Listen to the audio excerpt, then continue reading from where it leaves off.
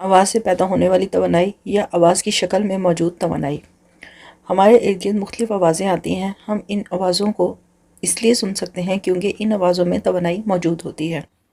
जब हम बोलते हैं या कोई और हमारी आवाज़ सुनता है तो ये एनर्जी की एक शक्ल है जो हम दूसरे तक पहुंचाते हैं। साउंड किस तरह प्रोड्यूस होती हैं? कोई भी ऑब्जेक्ट, कोई भी चीज़ जब अपनी जगह पर वाइब्रेट करती है, वाइब्रेशन से आवाज़ पैदा होती है। कोई भी ऑब्जेक्ट जो वाइब्रेट कर रहा है, जो मुसलसल जिसके अंदर हरकत हो रही है, थरथराहट हो रही है, वो एक वक्त में कितना टाइम बाद वाइब्रेट करता है या एक मखसूस टाइम में, फॉर एग्ज़ाम्पल 1 सेकेंड में वो 10 बार वाइब्रेट करता है तो ये उसकी वाइब्रेशन कहलाती है। ये जो एक मखसूस टाइम में बॉडी की मूवमेंट है ये उसकी वाइब्रेशन कहलाती है। We hear because of sound energy. हम आवाज़ की तवानाई या साउंड एनर्जी की वजह से चीज़ों को सुन सकते हैं। It is present all around us. ये हमारे इर्द गिर्द हर जगह मौजूद होती है।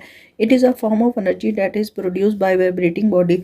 ये तवानाई की वो शक्ल है जो चीज़ों के वाइब्रेट करने या थरथराहट से पैदा होती है। Periodic motion of vibrating body is called vibration. हरकत करते हुए किसी भी जिस्म की एक मखसूस टाइम में होने वाली हरकत को हम उसकी वाइब्रेशन कहते हैं। What is a vibration? Periodic motion, एक मखसूस टाइम में होने वाली हरकत, किसी भी हरकत करती हुई जिस्म की, उसकी वाइब्रेशन कहलाती है। हमने मैटर के चैप्टर में पढ़ा था कि हर एक चीज़ छोटे छोटे पार्टिकल से मिलकर बनी हुई होती है। जब ये ऑब्जेक्ट या ये मैटर मूव करता है या वाइब्रेट करता है तो इसमें मौजूद छोटे छोटे पार्टिकल आपस में टकराते हैं। इनमें होने वाली हरकत की वजह से साउंड या आवाज़ पैदा होती है। Vibration causes the particles of an object to move. इस वाइब्रेशन की वजह से ये जो बॉडी बार बार हरकत कर रही थी, थरथरा थी, इसकी वजह से इसके अंदर जो मौजूद छोटे छोटे पार्टिकल्स हैं वो मूव करते हैं और इनकी मूवमेंट की वजह से आवाज़ पैदा होती है। Now what are the properties of sound? आवाज़ की सूरत में जो तवानाई है उसकी क्या क्या खसूसियात होती हैं? हमें ये मालूम है कि पानी और हवा दोनों ही मीडियम्स हैं, यानी वो खुद पार्टिकल्स या मालिक्यूल से मिलकर बने हुए होते हैं। हवा के अंदर भी मुख्तलिफ गैसों के मालिक्यूल हैं और पानी के अंदर भी मुख्तलिफ बड़े और छोटे मालिक्यूल्स और मादे मौजूद हैं, यानी ऐसी चीज़ें हैं जो खुद अपना हुजम रखती हैं और उनके अंदर हम रह रहे हैं। जब भी किसी वाइब्रेट करती हुई बॉडी के अंदर से आवाज़ पैदा होती है तो उसके इर्द गिर्द जो मीडियम है उसके मालिक्यूल्स इस पैदा होने वाली आवाज़ की वजह से मूव करते हैं। यानी अगर यहाँ पर बाहर हवा है और हवा के मालिक्यूल्स यहाँ पर मौजूद हैं तो जब इस बॉडी से मूवमेंट होगी या इस बॉडी के अंदर मूवमेंट होगी तो इसकी मूवमेंट की वजह से ये जो हवा के मालिक्यूल्स हैं ये भी मूव करेंगे। आवाज़ें लहरों की सूरत में हरकत करती हैं। ये लहरें जिस तरह समंदर की लहरें कभी ज़्यादा और कम होती हैं, इसी तरह आवाज़ की लहरें भी होती हैं। यहाँ पर ये मॉलिक्यूल्स, क्योंकि यहाँ पर आवाज़ पैदा हुई है तो यहाँ पर वेव ऊंची होगी, उसके बाद ये सिकुड़ जाएगी। ठीक है, स्क्वीजिंग कहते हैं सिकुड़ने को। यहाँ पर ये मॉलिक्यूल्स सिकुड़ेंगे और फिर उसके बाद फिर से ये वेव की सूरत में फिर बड़े होंगे, फिर यहाँ पर छोटे होंगे और फिर ये वेव बड़ी हो जाएगी। तो हवा के अंदर या पानी के अंदर जो साउंड है या आवाज़ें हैं वो लहरों की सूरत में हरकत करती हैं। Sound travels in the form of waves. आवाज़ लहरों की सूरत में हरकत करती है। When an object vibrate it causes the particle of the medium air water etcetera around it to vibrate. जब भी कोई जिस्म हरकत करता है, वाइब्रेट करता है, तो उसमें पैदा होने वाली आवाज़ उस मीडियम के अंदर जिसके अंदर वो मौजूद है, या वो पानी है या वो हवा है, उसके जो मीडियम के पार्टिकल्स हैं उनको वो हिला देती है। ठीक है, अगर यहाँ पानी है तो ये पानी के पार्टिकल्स को ये आवाज़ें या आवाज़ की वाइब्रेशन इनको भी वाइब्रेट कर देगी। ये बिल्कुल ऐसा ही है जैसे आपने एक गेंद को फेंका है। यहाँ पर एक गेंद बिल्कुल सुकून में पड़ी हुई थी, आपने जब इस गेंद को इसके साथ इसके ऊपर फेंका है तो इसकी हरकत की वजह से ये गेंद भी मूव कर जाएगी, ये बॉल भी आगे की तरफ मूव करेगी। और फॉर एग्ज़ाम्पल अगर यहाँ पर 3-4 बॉल्स हैं या ज़्यादा बॉल्स हैं जो बिल्कुल स्टिल हालत में या सुकून की हालत में थी, जब आप इनमें एक बॉल को फेंकेंगे तो ये बॉल इन सब बॉलों को मूव कर देगी, इनको भी वाइब्रेट कर देगी। तो बिल्कुल इसी तरह जब ये साउंड के पार्टिकल्स प्रोड्यूस होते हैं या साउंड की वाइब्रेशंस आती हैं, तो ये अपने मीडियम यानी हवा या पानी दोनों के जो भी पार्टिकल्स होते हैं उनको वाइब्रेट कराना शुरू कर देती हैं। These particles hit into one another and squeeze and expand to transfer their energy as shown in the figure।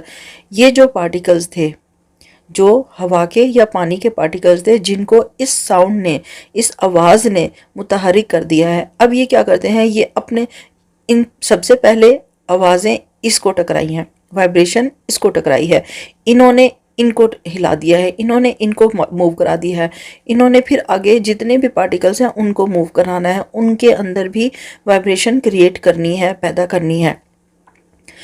इससे क्या होता है, ये वाले जो एक साउंड की वेव आई, इस वेव ने इनको मूव कराया, अब ये जो मूवमेंट है या वाइब्रेशन है ये आगे ट्रांसफ़र होती जाएगी। तो जो पिछले वाली मूवमेंट है, जो पिछले वाली मॉलिक्यूल्स हैं, वो साउंड उनको बिल्कुल खामोश हो जाएंगे या वो मूव करना बंद कर देंगे।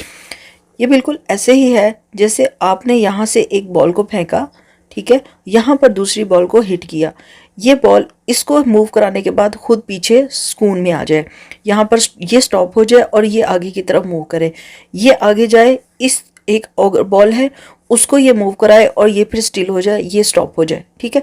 तो one thing stop one thing move, इस तरह की मूवमेंट होगी जिसमें आपके जो पार्टिकल्स हैं, ये वाले पार्टिकल्स अगले वाले पार्टिकल्स में इस वाइब्रेशन को ट्रांसफ़र करने के बाद उस अगले पार्टिकल तक इस वाइब्रेशन को पहुंचाने के बाद खुद स्टिल हो जाएंगे। अब यहाँ पर आपको ये मूवमेंट दिखाई जा रही है, ये पार्टिकल्स हैं, ये यहाँ तक पहुँचे हैं, इसके वाइब्रेशन की वजह से यहाँ तक पहुँचे हैं और यहाँ आने के बाद इन्होंने अपनी वाइब्रेशन इन तक मुंतकिल कर दी है। ये वाले पार्टिकल जो पहले स्टिल थे वो अब मूवमेंट की फॉर्म में आ गए हैं और जो पीछे वाले पार्टिकल्स हैं वो स्टिल हो गए हैं, वो स्टॉप हो गए हैं। इस तरह फिर अगली वेव आएगी तो इन पार्टिकल्स वो फिर से हिलाएगी, ये पार्टिकल्स इस वाइब्रेशन को फिर आगे ट्रांसफ़र करेंगे, इस तरह ये वाइब्रेशन आगे से और आगे वेव्स की सूरत में चलती जाएगी, बिल्कुल इस तरह जिस तरह समंदर की लहरें एक तरफ से शुरू होती हैं और फिर आगे चलती ही जाती हैं। फिर यहाँ पर ये एक वेव गुजरती है और पीछे से बिल्कुल सुकून हो जाता है, उसके बाद फिर दूसरी वेव आती है, वो फिर आगे की तरफ मूव करती है। Sound waves cannot travel through a vacuum because it does not have particles of any medium in it। ऐसी जगह जहाँ पर ना पानी हो ना ही हवा हो, वो बिल्कुल खिला हो, वहाँ पर आवाज़ एक जगह से दूसरी जगह नहीं पहुँच सकती, क्योंकि आवाज़ को सफ़र करने के लिए, आवाज़ की लहरों को सफ़र करने के लिए पार्टिकल्स की ज़रूरत होती है। जिस तरह हवा और पानी के ज़र्रात हैं, इसी तरह ज़र्रात की ज़रूरत है जिनकी मदद से ये आवाज़ की लहरें हरकत करें या मूव करें। रिफ्लेक्शन ऑफ साउंड, जिस तरह लाइट में रिफ्लेक्शन होती है, लाइट की रेज एक ऑब्जेक्ट पर पड़ने के बाद वहाँ से टकराकर वापस चली जाती हैं या मुनक्किस हो जाती हैं, बिल्कुल इसी तरह आवाज़ की लहरें भी, आवाज़ की जो वेव्स हैं वो भी किसी भी ऑब्जेक्ट के साथ टकराने के बाद वापस पलट जाती हैं। Sound also reflects like light. For example, sound energy bounce off when it strikes a solid और लिक्विड सरफेस। आवाज़ भी बिल्कुल रोशनी की तरह मुनक्किस होती है, यानी एक चीज़ से टकराने के बाद वापस मुड़ जाती है। आवाज़ की लहरें या आवाज़ की तवानाई जब किसी भी सख्त चीज़ या लिक्विड की सतह से टकराती हैं तो ये मज़ीद फैल जाती हैं। बाउंसेस कहते हैं उछलने को। यानी जिस तरह इस पिक्चर में आप देखें कि आवाज़ की लहरें पैदा हुई हैं और इस सरफेस से टकराने के बाद ये मज़ीद ज़्यादा बड़ी होकर फैल रही हैं। इसी वजह से जब आप किसी खाली जगह में या खाली कमरे में खड़े हों तो आपकी आवाज़ गूंजती है, क्योंकि वहाँ पर मौजूद सतहों के साथ ये आवाज़ टकराने के बाद ज़्यादा फैलती है और बहुत ज़्यादा ऊंची होकर सुनाई देती है। इस आवाज़ की रिफ्लेक्शन को हम इको भी कहते हैं। When you speak loudly on the top of mountains, your words repeat when you say them। आप जब किसी चट्टान के ऊपर खड़े हों, किसी पहाड़ की चोटी पे खड़े हों और आप ऊंचा बोलें तो आपकी आवाज़ वापस आप तक ही आती है, आपके कानों में आप ही की आवाज़ सुनाई देते हैं।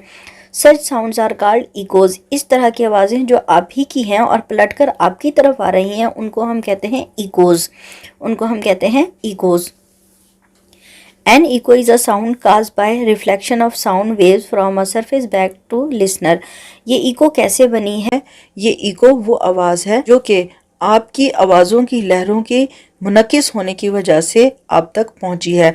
यानी जब आपने आवाज़ पैदा की, आपने वहाँ पर खड़े होकर पैदा आवाज़ निकाली, तो ये आवाज़ आपकी मुख्तलिफ चीज़ों से टकराने के बाद वापस पलटकर आप ही के पास आ जाती है। An echo occurs when our sound is reflected back after hitting a solid or rigid surface such as cliff or walls of a room. को किस तरह बनती है? जब आपकी आवाज़ की लहरें किसी सख्त सतह या ठोस चीज़ से टकराएं, जैसे कि चट्टान से या दीवारों से, जब पत्थरों से ये जब आवाज़ की लहरें टकराती हैं तो ये वापस रिफ्लेक्ट होकर आप ही के पास पहुंच जाती हैं। Many animals such as bats and dolphins use this phenomena to locate an object in the dark. अंधेरे में बहुत सारे एनिमल्स जिस तरह बैट्स और डॉल्फिन हैं जिनके पास आइज़ नहीं हैं, ये भी अपनी आवाज़ की मदद से अपनी मूवमेंट करती हैं। ये आवाज़ आगे की तरफ ये साउंड वेव्स को आगे फेंकती हैं और अगर साउंड वेव्स टकराकर वापस आ जाएं तो ये अपना रास्ता बदल लेती हैं। अगर साउंड वेव्स ना टकराएं किसी चीज़ से तो ये आगे अपनी मूवमेंट जारी रखते हैं।